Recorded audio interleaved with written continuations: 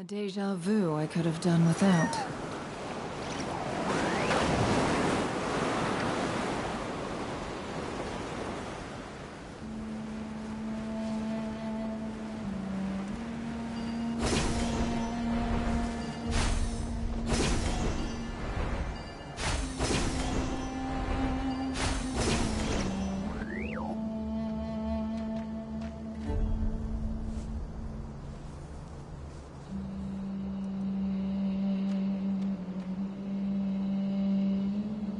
Looking at the map, we should be getting close. Speaking of which, the closer we get, the more Paimon's heart feels like it's beating out of her chest.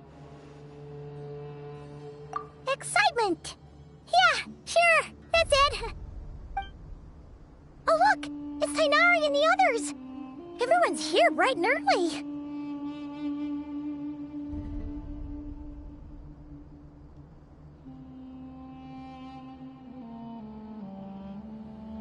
Yeah, the desert's a pretty harsh environment.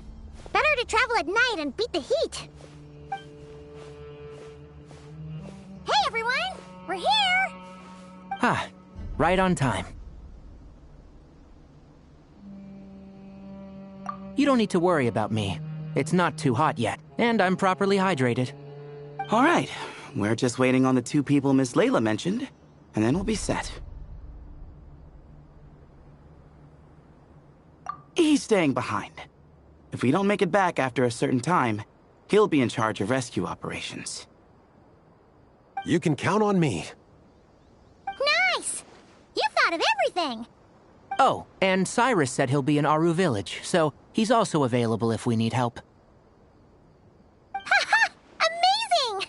Having people to watch our back is making Paimon a lot less nervous. Yeah, I did. After hearing about what happened, my advisor gave me some time off to rest.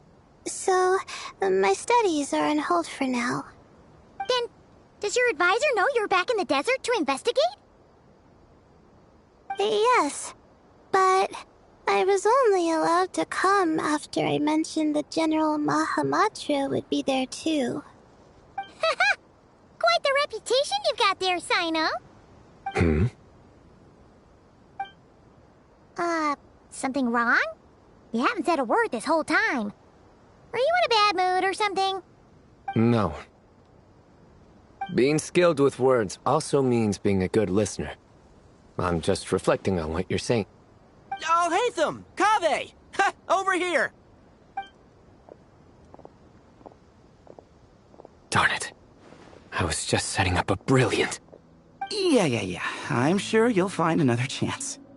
The important thing is, our scribe and our renowned architect are here at last. High praise.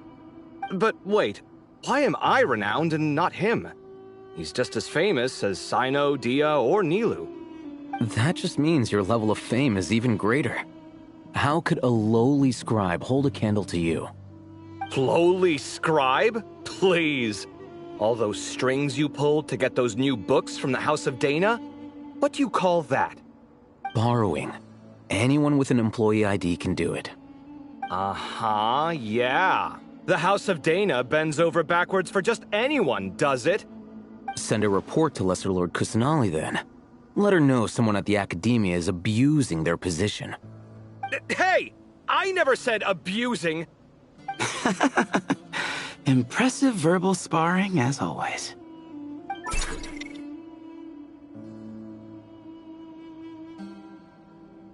Oh, hello to you too, Marak. Well, looks like your assistant is raring to go, Kaveh.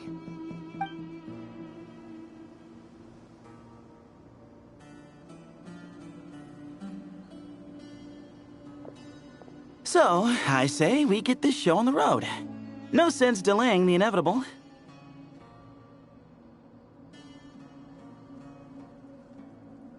No need. We're in this together, remember?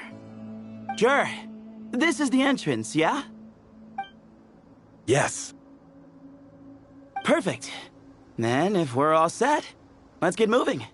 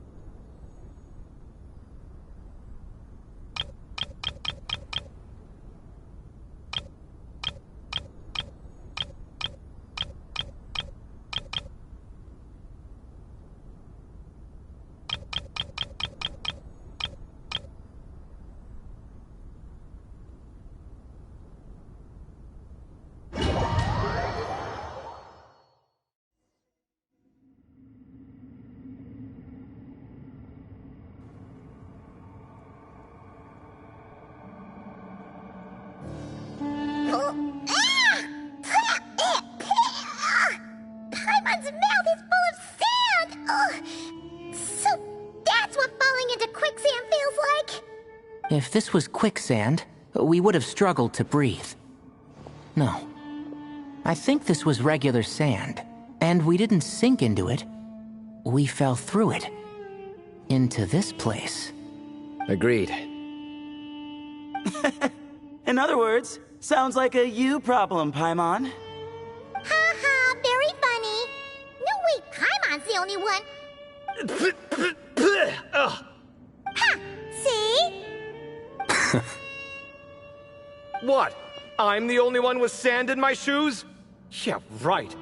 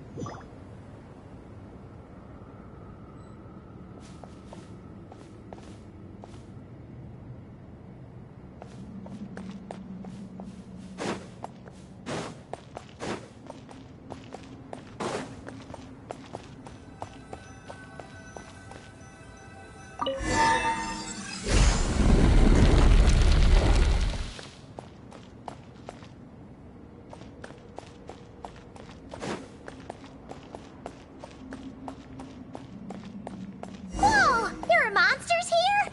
Jude didn't say anything about that. Probably means he didn't run into any. Because we're just unlucky. Not the best sign of what's to come. He'll be fine. Let's just use up all our bad luck, and we'll be golden.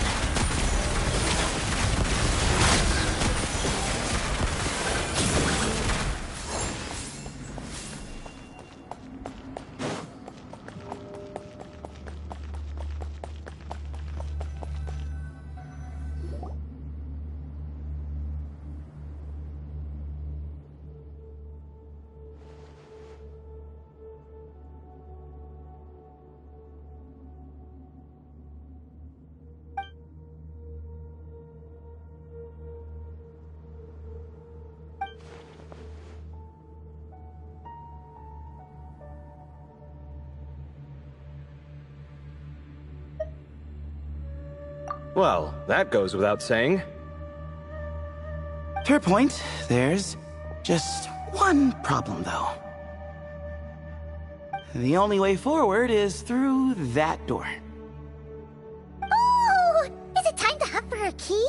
Paimon loves this part. Don't worry. With our adventuring experience, we'll find it no problem. Let's get searching!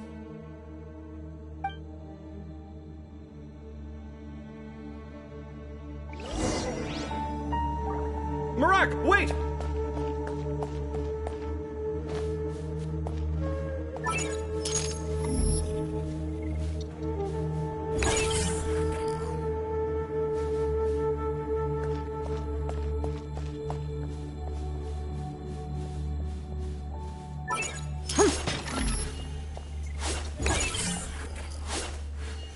Marak seems interested in these jars.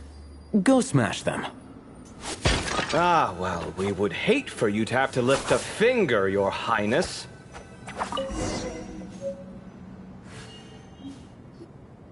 Marak, this isn't really your old home, is it?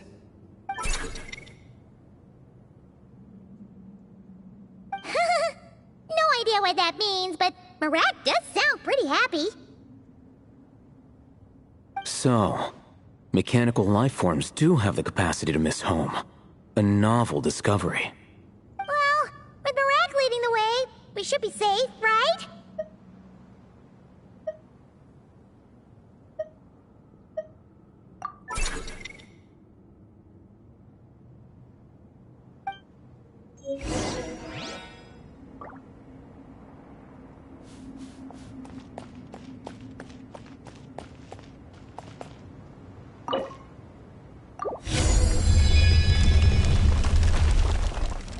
Good thing you decided to join, Kaveh. Otherwise, our investigation would have ended at that door. It was nothing that I did. You should thank Marak instead. Hold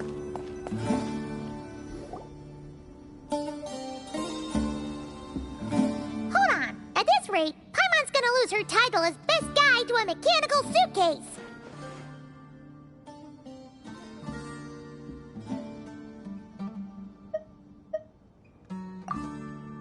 Aw, thanks. Hey, wait. What do you mean, useless? Well, no weird mental symptoms so far. I'll take that as a win. That said...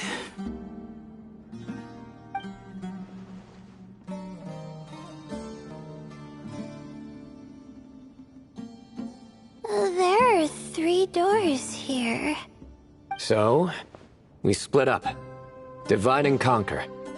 Otherwise, this whole thing is in ruins. No pun intended on that last part. I swear. Yeah, that might be our best option. Good idea. And the minute things go south, we go back the way we came. Ooh, this is getting exciting! So, who's teaming up with who? Paimon calls dibs on the Traveler!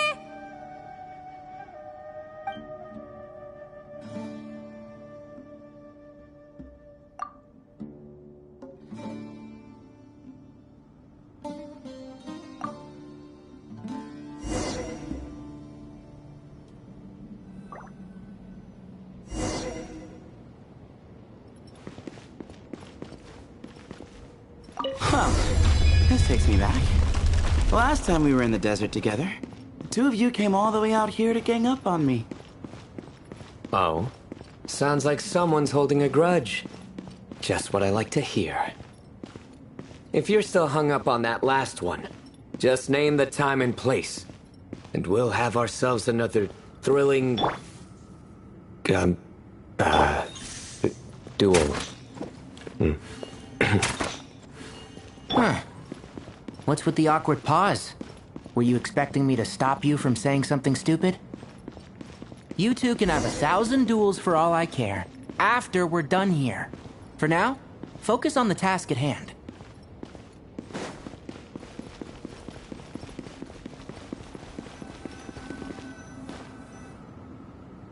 This chamber is huge. I can't even imagine what it's used for. Oh. What's wrong? I seem to have stepped on some kind of stone slab. Huh. There's a pattern on this, but it's hard to make out with all the dust. Huh? Look! The shape seems to match the markings on the ground over there. Let's slot it in and see.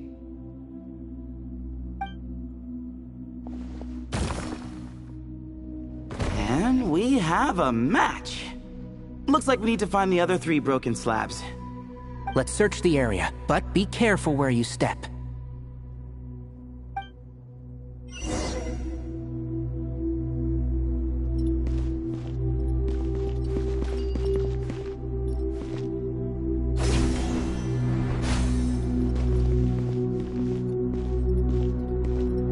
Ooh, got one! Ouch, but watch out. The edges are kind of sharp.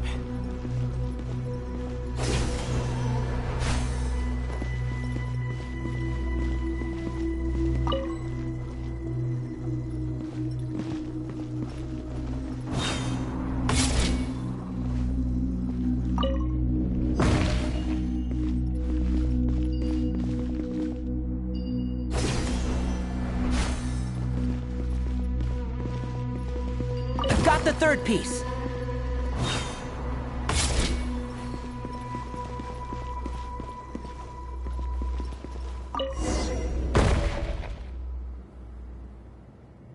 We just need one more. Huh. Look! A cat! Could it be the same one Jer mentioned? I don't think we need to worry about startling him. He doesn't seem afraid of people. Yeah. If anything, it seems like he wants us to follow.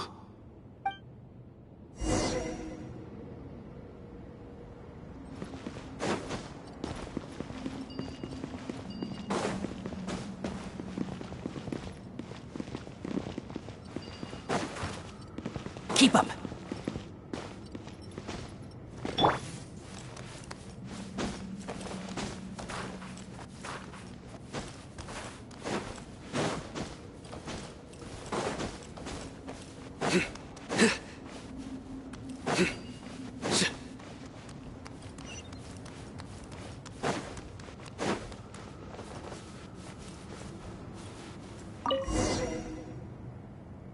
Oh, he led us to the last piece. Who's a good kitty? I never thought I'd hear you say something like that. You've clearly never heard how the professor talks to his tomatoes, then.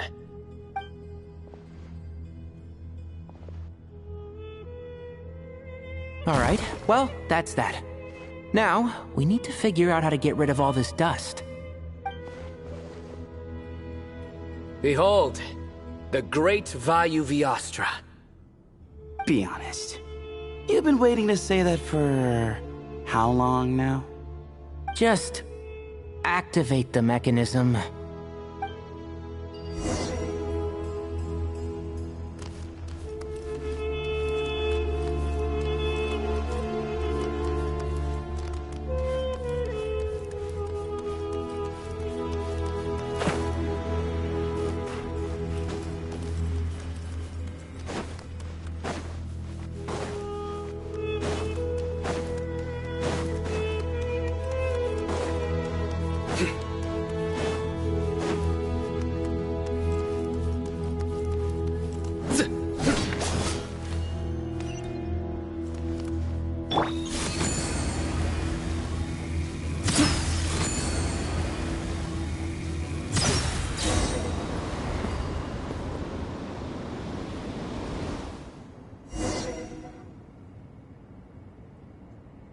Huh.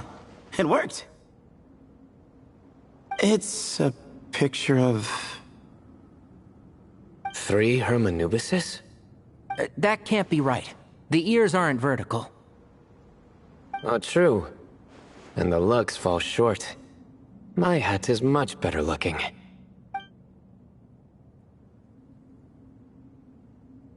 A goat, an ibis, and a crocodile. Oh, wow. Our botanist knows more than just plants. Riveting observation. I was just thinking. These three figures look a lot like the 7 pillars of King Deshret. That's right. These are our colleagues. Our what now? You sure about that? Just kidding. But what I meant by that is, these were Hermanubis' colleagues back then. The middle one is the Goat King Hereshef, Minister of Ministers, the god Amun's most trusted chancellor. Records say he was the deputy king of the Desert Sands, chief among the 7 pillars. Someone even more impressive than Hermanubis? I wonder if that ever got his goat. Sorry, couldn't resist.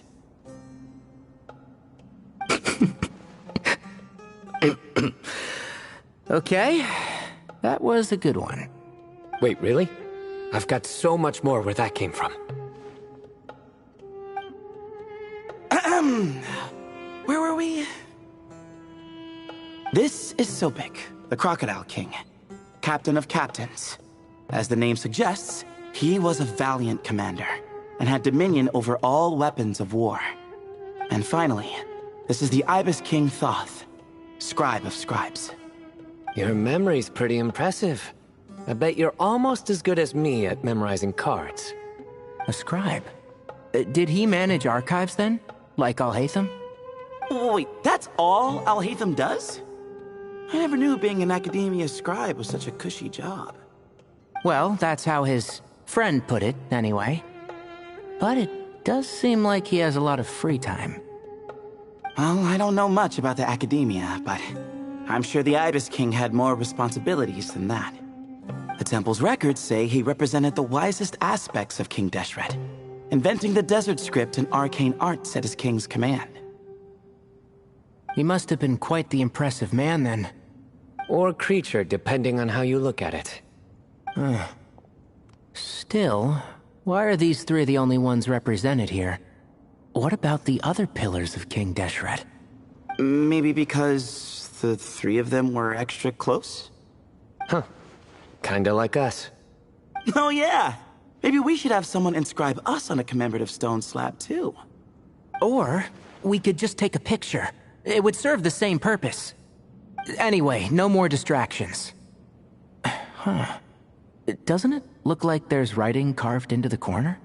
Huh. There is. And it's in the ancient desert script too. Looks like the Ibis King left you some homework. Give me a sec. I'll try and translate it. The ministers are unvirtuous. The scribes unwise. The captains unworthy. My end is not humanity's end. Hereby bestow upon you all the far side of eternity. Wait, so they went to Aru? It doesn't sound like it was their idea. The far side of eternity is said to be the final land of dreams for all desert dwellers. But if such a place did exist, wouldn't it also be an inescapable prison? Yes, and based on the writing here, it's clear King Deshret wasn't pleased with these three. This gift he bestowed upon them seems more like a punishment. Such is the power of a king, I suppose. Which means the goat's the one who got in the end.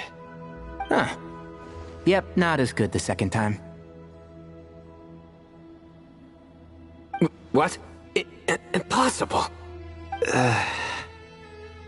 Well, looks like that's all we can learn here. Should we keep going? Yes, no time to waste.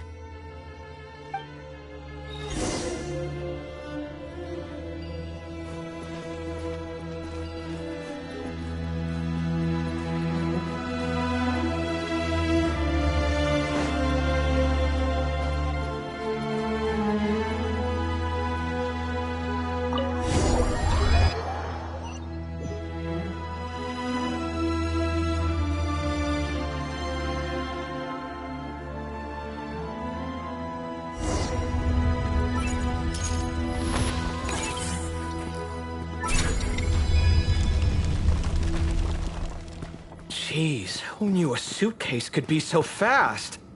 Marak is nothing like this when it comes to housework. Hey, wait up! A scout's job is to take the lead. Just let Marak figure it out. Easy for you to say. I'll be the one doing the repairs if something happens. Why don't you go scout ahead then? When I think of a comeback, I'll let you know. Oh, Marak stopped. What is it? Found something? Looks like something covered in sand. Let's get it out then. Come on. Oh, it's a stone slab. Good job, Marak.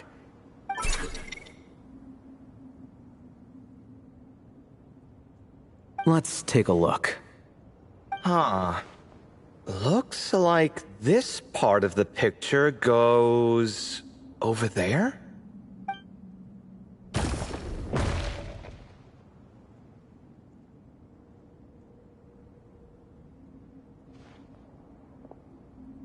In that case, there must be other pieces. All right, and let's look around. Hey! Why are you sitting down? I thought Marak was helping. Oh, so you do know what that word means. Great. Are we supposed to just sit back while Marak does all the work? No, I doubt you could do that. Exactly. But I can.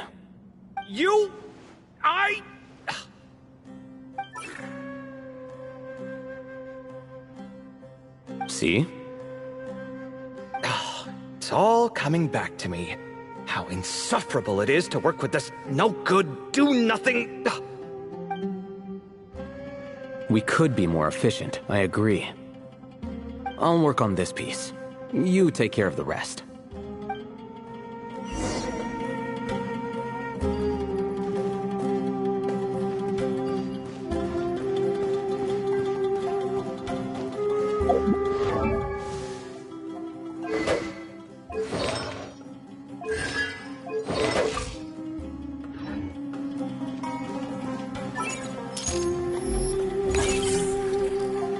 Found one!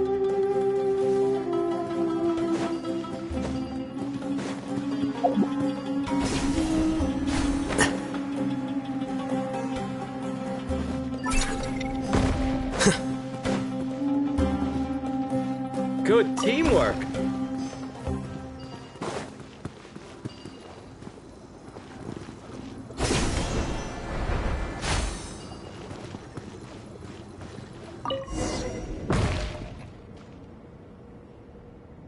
Looks like we found them all. The pieces fit together like a glove. But we can't see what's on them. Turn around. Huh? Look. Oh, I've seen this before. It can create strong winds. Just what we need to clean off the slab. Come on, let's... Hey! Don't worry about me. If I sit here, I won't be in the way. Oh, you don't want to be in the way? Then sit right in front, so the device can blow you straight back to Sumeru City.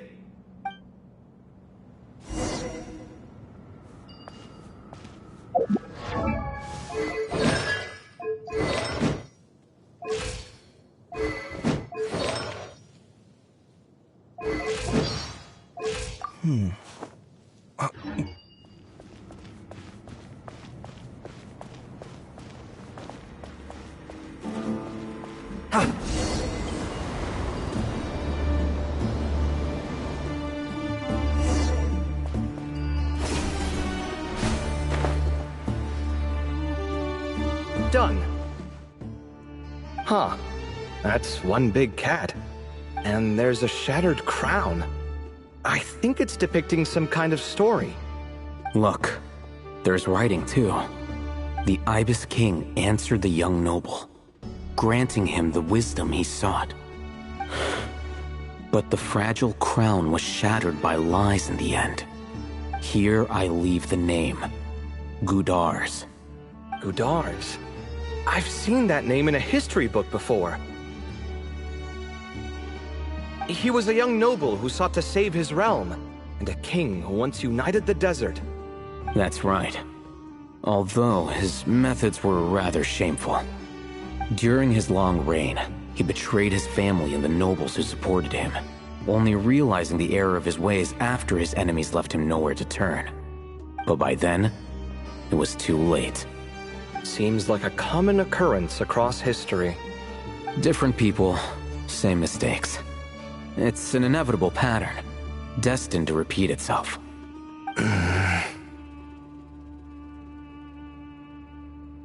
The writing mentions the Ibis King, but a cat is depicted here. Does that mean... So far, what's depicted on the slab seems true to history. In which case, this cat is either a proxy for the Ibis King or a manifestation of said king himself. Exaggeration is a common method ancient records use to highlight a being of higher status. And as we know, Layla and Jur both heard the sound of a cat while escaping the ruin. You're saying the Ibis King, one of the legendary 7 pillars of King Deshret, is here, still helping those in need? I'm saying we can't rule it out.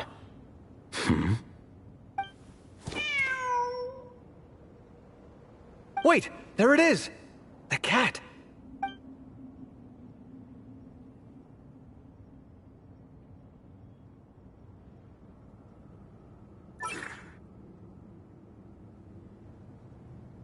Ah! Marak went after him! The cat's showing us the way forward. Come, let's follow. Okay.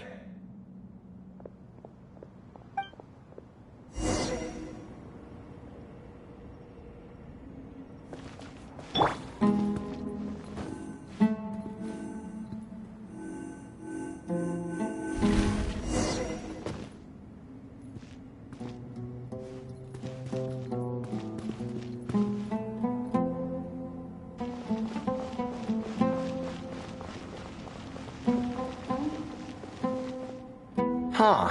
The cat's... gone. Yes, but look where he led us. Oh. Another slab. It looks similar to the last one.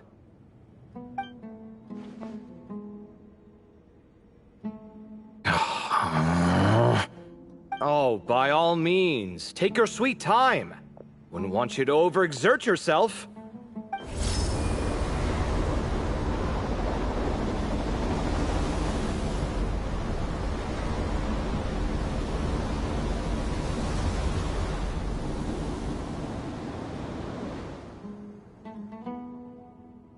Huh.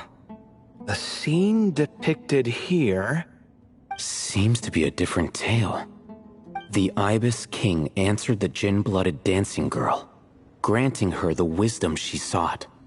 But enemies plotted to kill her close kin. Snake venom was her self-chosen end. Here I leave the name. Makaira. The Temptress of Woe? You've heard of her? Of course. I don't just sit around doodling all day. She's mentioned in tons of papers about the desert. As I recall, she was given as a gift to the tyrant king of Gurabad, and later seized the opportunity to kill him. After getting her vengeance, she reigned as queen for many years, until her enemies attempted a coup, and she took her own life. That's more or less the version I've read as well. It seems this queen also had dealings with the Ibis King. Yeah, I'm starting to find this whole granting wisdom business a bit concerning. I mean, considering how Gudars and Makaira ended up, it might not have been a good thing. But, at the same time, if the cat guiding us is linked to the Ibis King, then he doesn't seem like a villain either. People are complicated. And the same is true of the servants of the gods, no matter their wisdom or power. Let's reserve judgment for now and keep moving.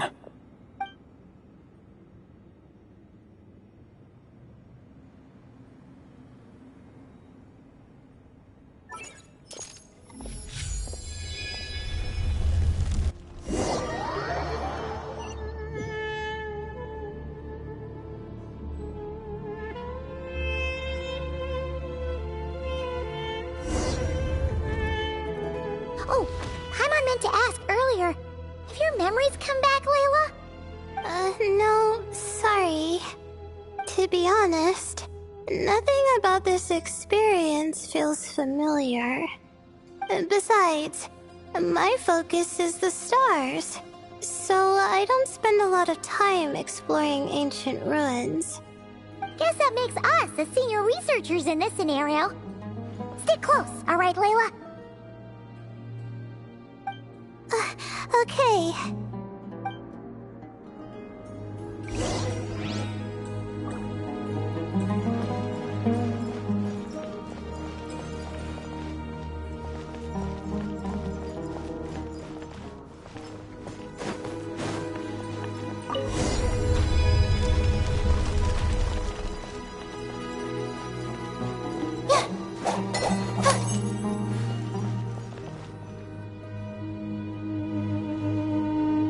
Wow, what a tall ceiling.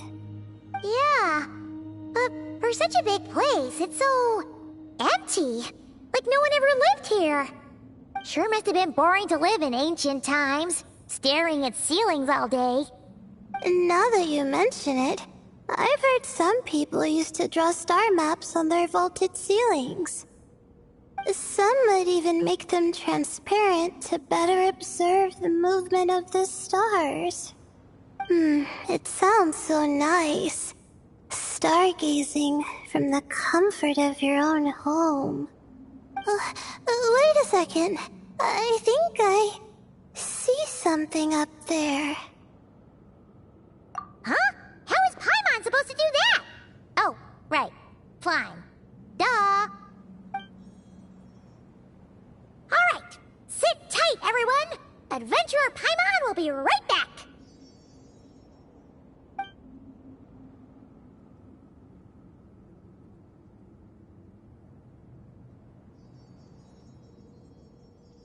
Okay. So, there's nothing super special up there. Just a couple of shelves, tables, jars, and scrolls. And a whole bunch of dust, dirt, and sand. You really want to search through all that stuff? Well, when you put it that way... Come on then, let's see what we've got. Paimon's hoping for something super valuable. Thanks. I'll stick close.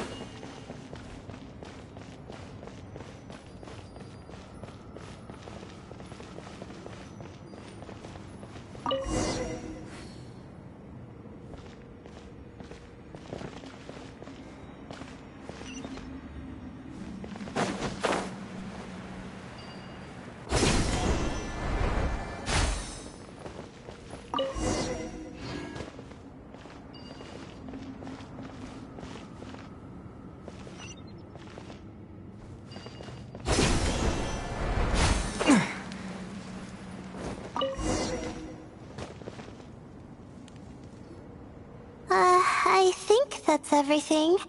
Most of the documents are in the ancient desert script, except these ones. These seem old as well, but the handwriting makes them stand out. Right! Let's arrange them in chronological order before we read through.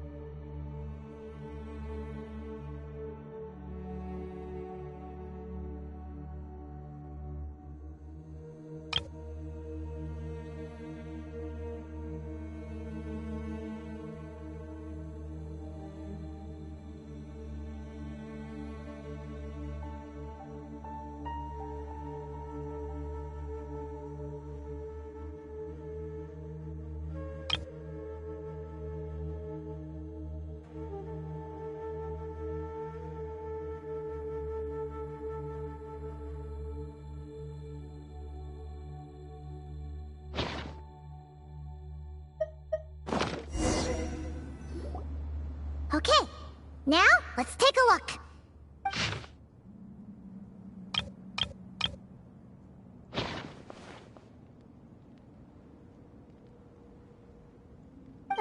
Maybe this person fell in by accident, like Mr. Jur and me. Yeah, maybe. But they don't sound super worried about their situation. So, either this person's an ace adventurer, like the Traveler, or some kind of super optimist. An optimist, huh? Oh, I wish I could be that sort of person. That's right! You're detailed and passionate.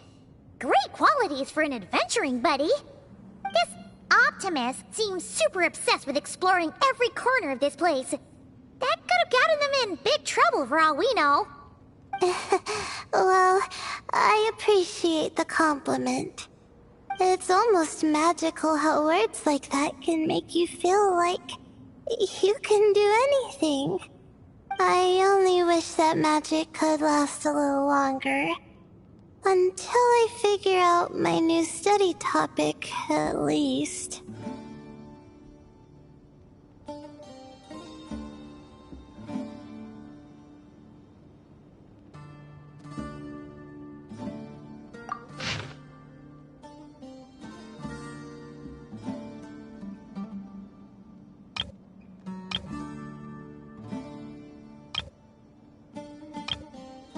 Oh, looks like you were spot on, Paimon. See? Told ya! That's what happens when you don't think things through. And all this talk about seniors and juniors, he was a student just like you, Layla. Whew, he sure talks a big talk for a student, though. You'd think he was some kind of old scholar instead. Huh. What is it? Did Paimon say something wrong? No, not at all. I was just thinking, and this might sound rude, but the way this person speaks is just so... you noticed too. I mean, it's good that he helped treat his companion's wound, but it didn't seem like it was out of kindness. More like he was looking out for his own self-interest, or thought he could get something out of it. I don't know. Maybe I'm reading too much into it.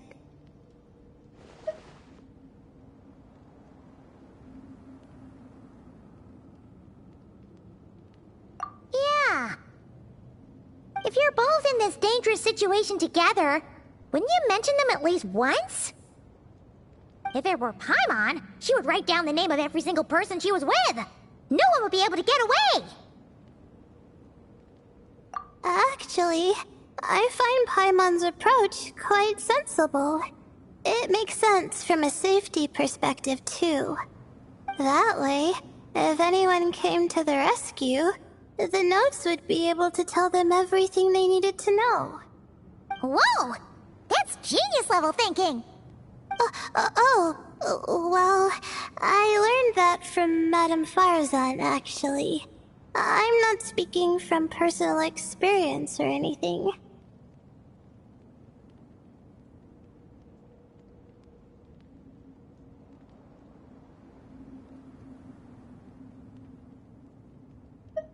Oh, no!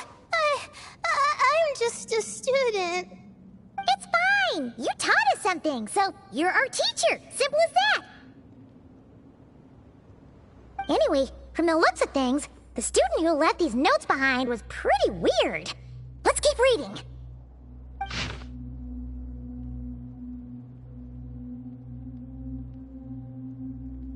Whoa! Hang on! That's a lot of information. Paimon needs a moment to take this in. The Ibis King. So, did this person actually meet the Ibis King here?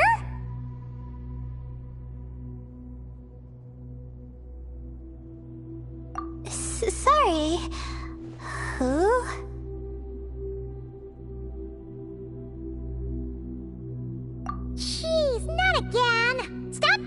here, Traveler. You know she was asking about Nefer. Anyway, Nefer's, a friend of ours. And she's mentioned the Ibis King before, but not in much detail.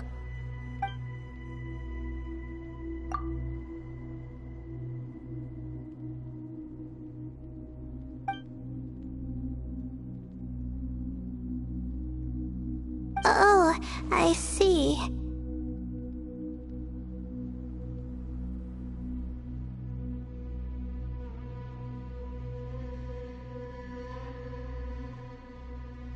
Well, that's not too surprising.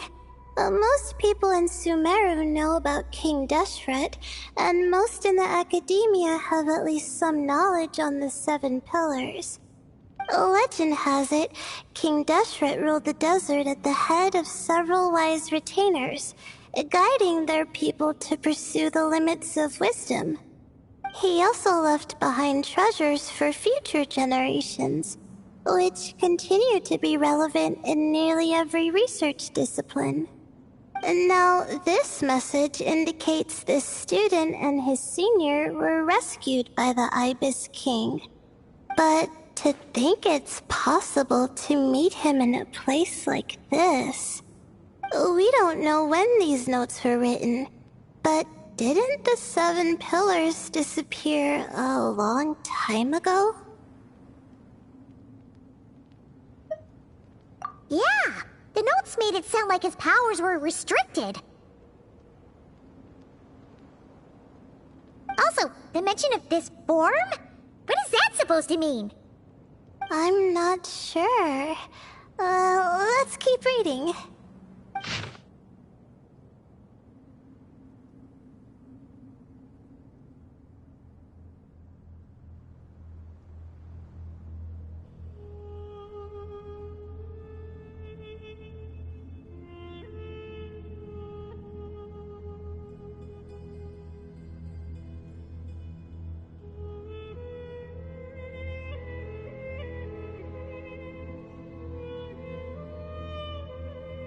Oh, this is the last page.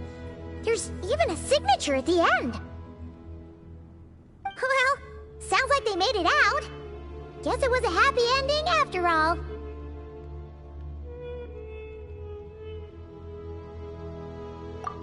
Wait, but it says, the Ibis King cannot be trusted. Huh. Our friend said something similar. That the Ibis King was a liar. And the notes did make it seem like something wasn't quite right with him. Maybe he wasn't one of the Seven Pillars at all, but some kind of con artist.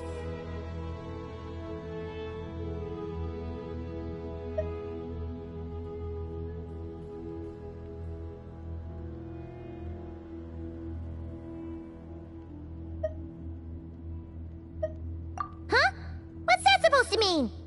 I think Paimon raises a good point.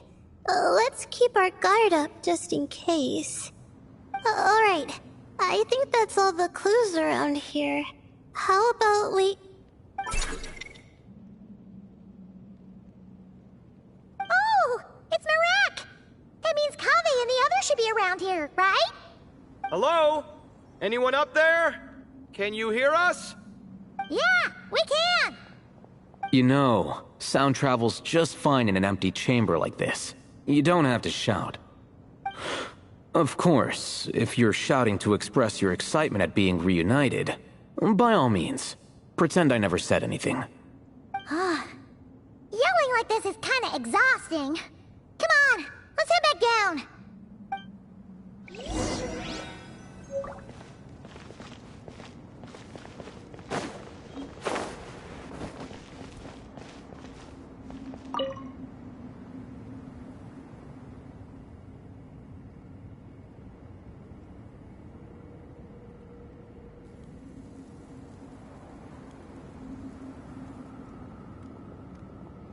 Wow, we all ended up in the same place, huh?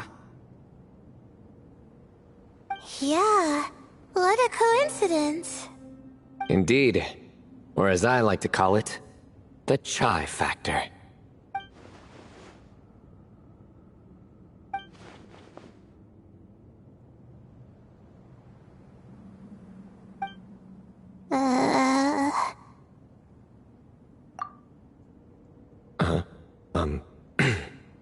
No reply?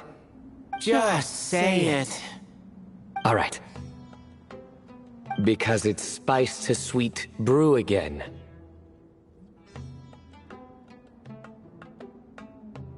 Oh, hey, that's a new version. Wait, what? You've never heard that one?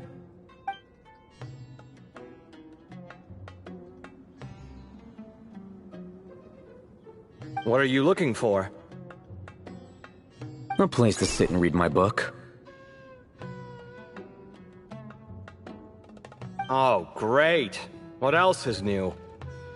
Well, looks like everyone made it through unscathed. Let's take this chance to get some water, rest a bit, and discuss what we learned. Sound good?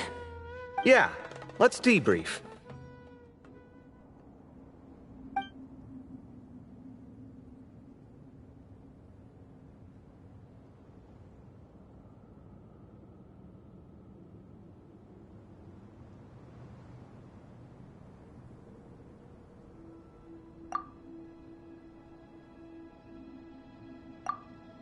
Okay, so we all learned a lot, but it feels like we ended up with even more questions.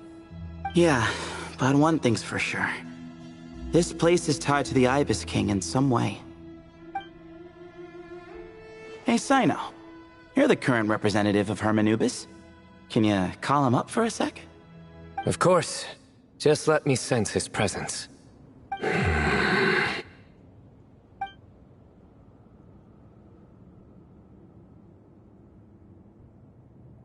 Just kidding. I can't sense him at all.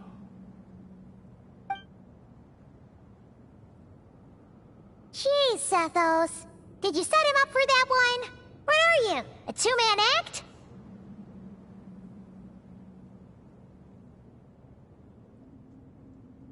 Sorry, Hermanubis isn't like the Ibis King. He can possess me, but I can't talk to him whenever I want. Oh, truly? Does that mean he's gone? I would have liked to reminisce about old times with him. Ah, the cat! It speaks! Of course it speaks. In fact, it is not an it at all. You do me a great offense. My apologies. Esteemed cats, sir?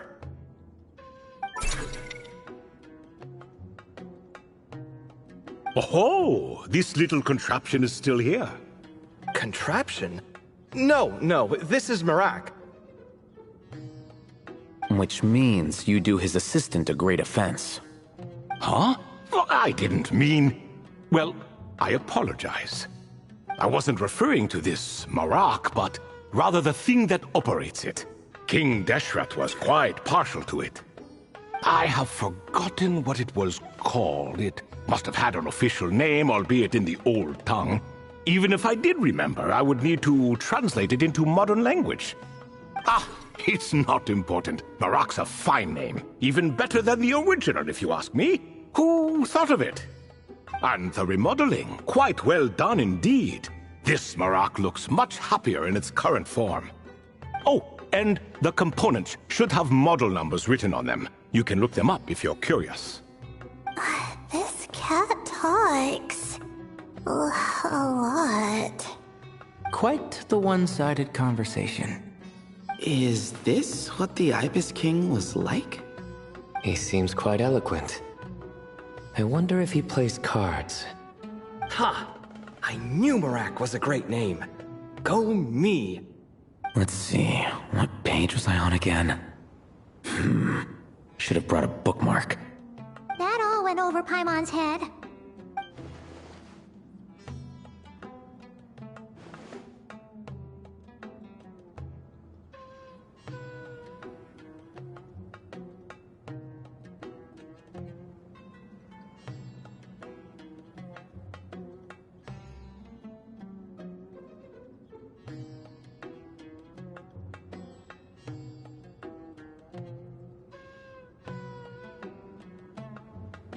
Hello indeed. For you to know my name. Yes, I was not mistaken. You are special among your companions. But you are all guests. It is only proper to invite you in. Come then, this way.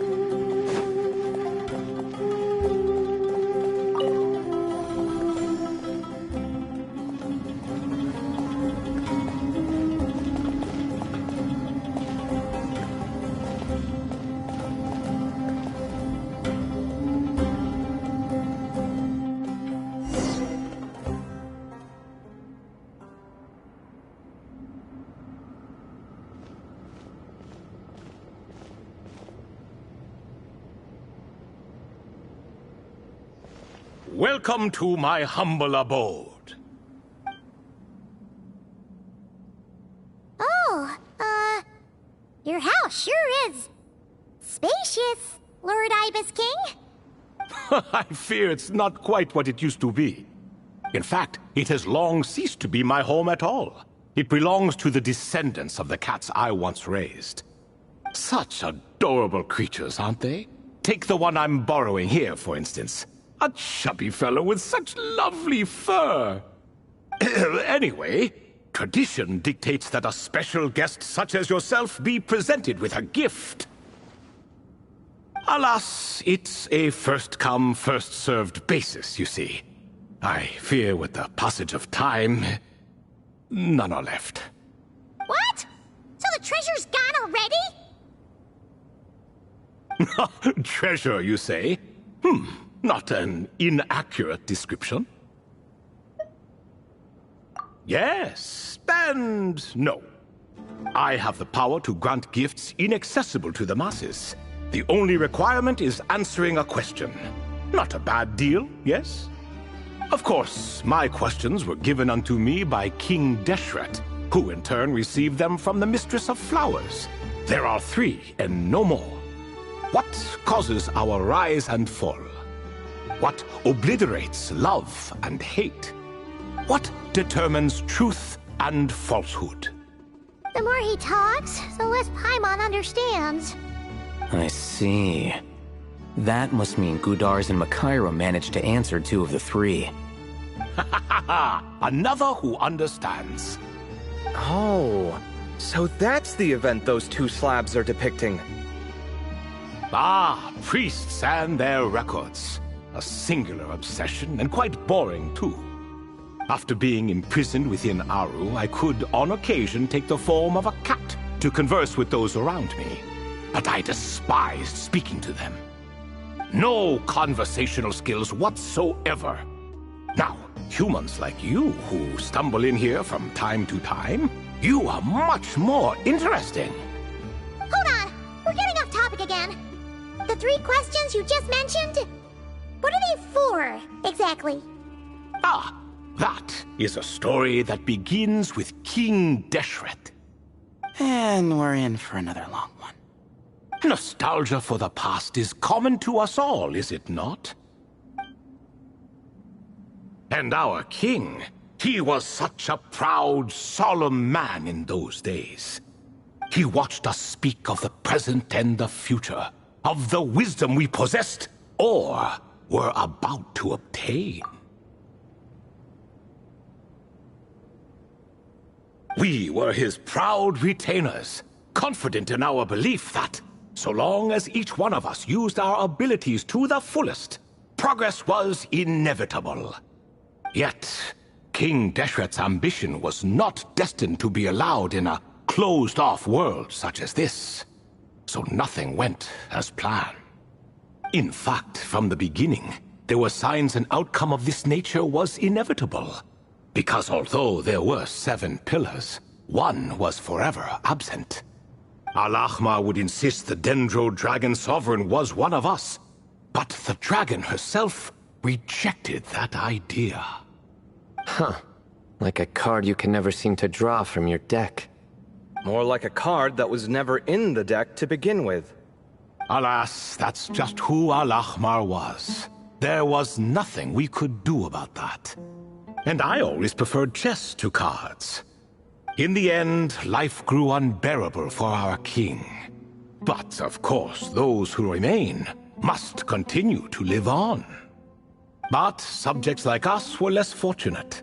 After all, the fate of a retainer is decided by the king, including the chance to walk away.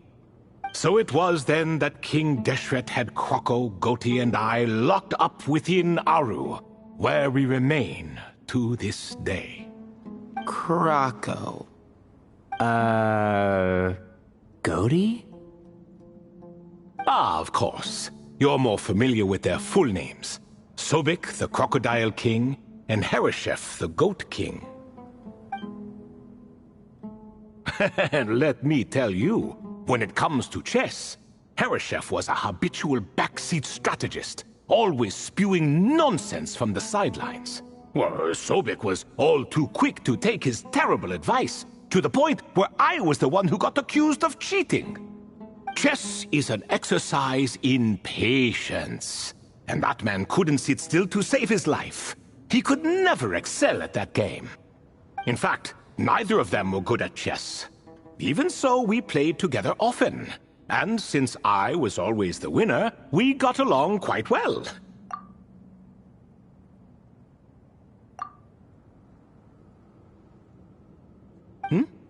What are you laughing at? Were we not good friends? No one's laughing. Paimon would never. No, not you. It's Goti. He's laughing for no reason again. Can you not hear him? Ah, right. Of course you can't. The two of them are inside Aru, as am I, so only I can hear them. What is even going on here? Has he, started to lose it after being trapped for so long? That does happen to prisoners serving life sentences. Speaking of which, how's Azar doing these days? I doubt he's doing much of anything. Just what I wanted to hear. What is the meaning of this? You doubt my words? I have half a mind to not talk at all. Oh, no. They're not questioning you, Lord Ibis King, just discussing other things. Please, continue. In that case, where were we? Getting to the part about the 3 questions. Hopefully.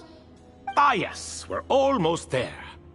Before I entered Aru, King Deshret said I could be released from my eternal seal if I chose humans who could provide the correct answers to those 3 questions. The first person who caught my eye was Gudarz. I asked him, what causes our rise and fall? He answered, conspiracy and betrayal, for it renders the righteous and wise unable to succeed, and thus nations fall. I found his answer quite interesting, so I bestowed upon him the power to deceive. The second human I chose was Makaira. I asked her, what obliterates love and hate? She said unto me, I have nothing left to lose.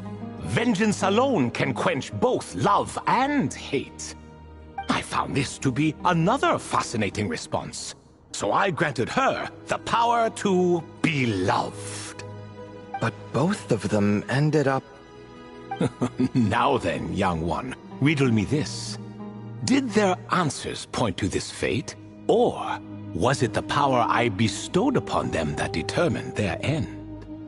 I'm just an observer who doesn't understand their circumstances, so I can't answer. A clever reply. I do not wish to comment either. It is all in the past at this point. My only wish was for their answers to be acknowledged by King Deshret's rules, and bring me one step closer to freedom. As for the final person, her fate remains to be seen, so I will not reveal her name.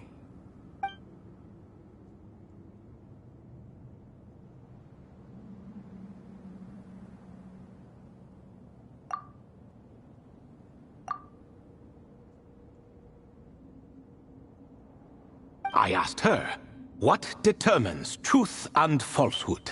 And found her answer quite compelling, so I bestowed upon her a gift to match. As you can see, however, I have not been freed, so it's clear the answer she gave at that time was wrong. But, alas, 3 people were chosen, and 3 questions were asked. So now all I can do is wait. Wait until her wisdom is in line with the rules set forth by my king. Until she has found the true answer to that question. No wonder there was no third stone slab then. Or perhaps you're just not ready to include her in the story. Though that might be a generous interpretation. Well, it's not merely because her story remains unfinished.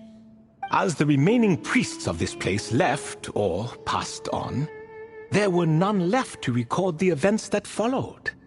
Besides, stone slabs are few and far between in the Great Red Sands. In the sprawling desert, very few things or people even manage to leave a trace. But sometimes I can't help but wonder, if that young man from several centuries ago had been willing to answer my question, would I have left Aru by now? Wait, so there was someone else? Of course, it has been thousands of years after all. All sorts of people have stumbled upon this place, but I only chose the special ones. That young man had such a singular intelligence, though his companion, by contrast, was rather average. The author of those notes we found? The student named Zandik? Ah, yes, I think that was his name. In truth, I was unsure whether I should grant him my third remaining gift. He was, of course, exceedingly clever, but he was also mistrustful and narcissistic in equal measure, and there did not seem to be a line he was unwilling to cross. Too much power could be dangerous in the hands of someone like him, so I found myself rather relieved when he declined my gift. Oh, he turned you down? Did he give a reason? Yes. He said he didn't need it. I still remember the look in his eyes. Nothing stood out per se, and still I could sense contempt and disdain radiating from his gaze. I could not give an exact reason, but on instinct I just knew it would not end well to get close to a man like that. So, I tricked him. Stick close to your companion, I said. Only the descendants of Tulatula can come and go as they please. Leave him behind, and there is no escape for you. So, does that mean his companion wasn't a descendant of Tulatula? Oh no, that part was true. The lie was in the other half. Anyone can enter or exit this place. There are no restrictions. I saw that his companion was exhausted and was concerned Zandik might leave him behind, or worse, that some other accident might befall him. So I made up an excuse to prevent Sandik from going a step too far. Oh, and speaking of, Sandik's companion had the same blue hair and pointed ears as you. Wait, does that mean Layla's also a descendant of Tulatula? Indeed. When Hermanubis founded that city, he took in many who had nowhere else to go. Today, their progeny are scattered to the four winds, and indeed are far more numerous than I could have imagined. So the person you protected could have been my ancestor. Yes, yes. You're very welcome for that. Could I ask another question, Lord Ibis King? Of course. I have nothing but time, I'm afraid. Did you also save me and a man named Jur?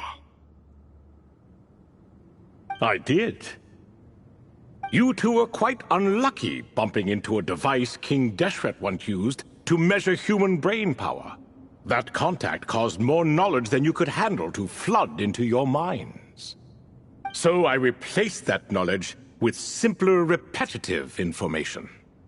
Of course, the side effect being the same thought repeating over and over again in your mind, but that should resolve itself in time.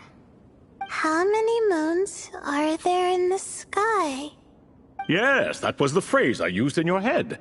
I forgot the other one, though. I believe it had something to do with food.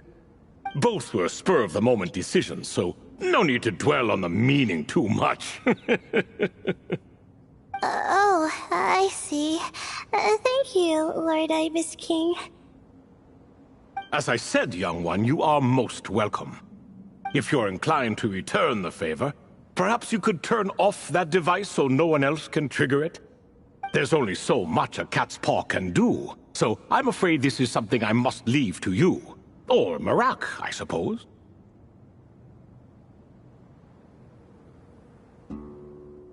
Oh, splendid! Another one bites the dust. Such is the fate of things here. Day by day, little by little, the remnants of ages past fade into obscurity. For that reason, the gifts of bygone eras, be they tied to your blood or technological in nature, are not to be revered. They are tools, nothing more. Disrespectful? I simply make the most of what I have. Besides, our king has been gone all these years. What good does it do to revere him now? Oh, are you talking to the Goat King again? No, Croco this time. He's pestering me for another game of chess. Says he wants to even the score. Wishful thinking, if you ask me. If we counted one push-up for every loss, he'd owe me 300,000 by now. Of course, that's just a rough estimate. I've never kept count. It appears that's something you like. Being someone unable to be defeated. I suppose so. All right then. Time for me to extend my winning streak, and for you all to head home.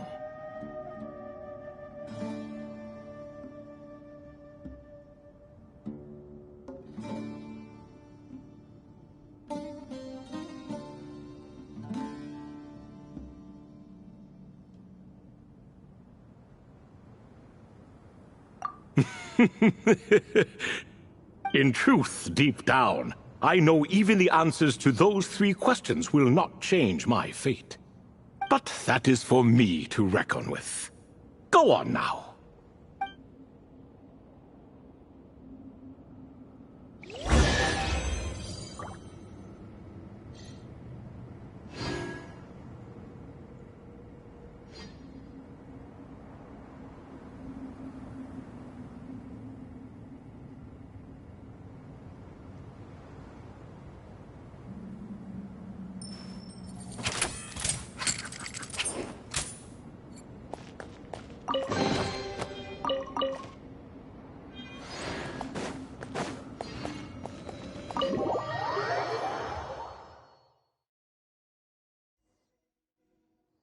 Excuse me, Do you even know what time it is? I've harvested 3 crops of tomatoes while you've been gone. You're exaggerating, Professor. I'm making a point. There's a difference. Sincerest apologies for keeping you waiting, Professor Cyrus. See, that's what I call manners. Now, are any of you hurt? Nope. It went way smoother than we expected, actually. I presume the investigation is complete then. Come, tell me all about it. Oh my, did you luck out? If you've read the work from the Vahumana Dashan, you would know that the Ibis King has, well, let's call it a mixed record. Perhaps he softened up a bit in his old age, and that's why he chose to help you. Or perhaps he just didn't have a good enough reason not to help us. See? Marak agrees. How do you even know that's what Marak meant? That could have just been a happy noise. In any case, there's a lot to be happy about. We figured out what happened to Layla and Jur, and there were some unexpected takeaways too. Yeah, I never expected to learn about my ancestry. I've always thought of myself as just an ordinary student. I never would have even considered something like that could be true. Come to think of it, our ancestors might even have been friends at some point. Huh? You're right. Maybe I should take a trip back home to see if I can find any records about that. Oh, I was just throwing that out there. I wouldn't want you to go to the trouble. It's fine.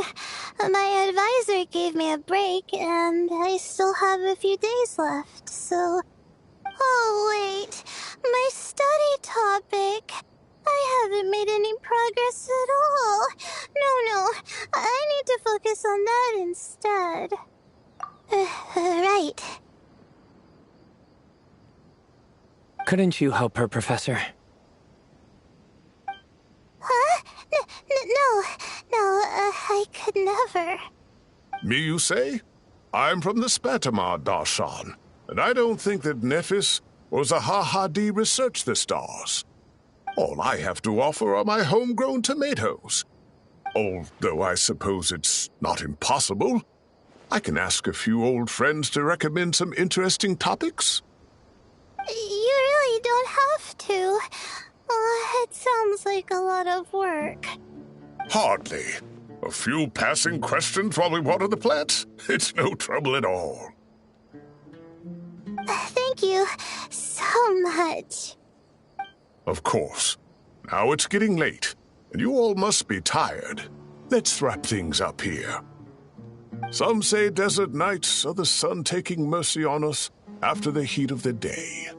So, let's leave while she still feels merciful.